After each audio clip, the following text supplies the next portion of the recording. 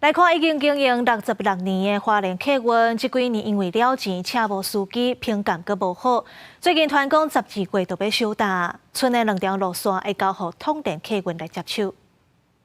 花莲转运站坐车所在，即马超多数路线拢由通联塔路国客运承接。花莲客运只剩到最尾的1112线到甲公路1142线。12月开始，花莲客运会退出营运，民众的看法拢无同。花莲客运都很可惜啊。以前比较多班啊，花莲客运，对，比较多班，现在都比较少，班比较难等。它没有跟着进步啊，就车辆还有人员都已经跟不上时代了，就是没办法，就是还是要被淘汰掉。花莲客运成立在1958年，全盛时期路线包含花莲专关、大东甲大中离线。不过这几年各路线因为了钱因素陆续停驶，加上欠司机员，真侪摆评价无好，公路局最后决议有要续行。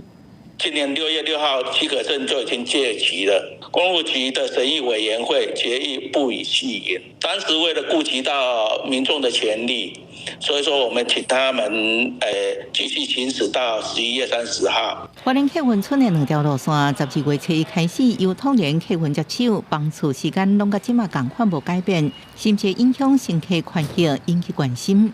基本上目前是不会的，都是监理单位都已经安排好，由统联客运跟其他客运业者去做这个连结，所以对旅客的权益是不会受到任何的影响。另外，工作权问题，监理站强调，因为花莲客运也有游览车甲停车场业务，目前无收到任何私人或者是投资问题，闹需求也主动辅导员工就业转业。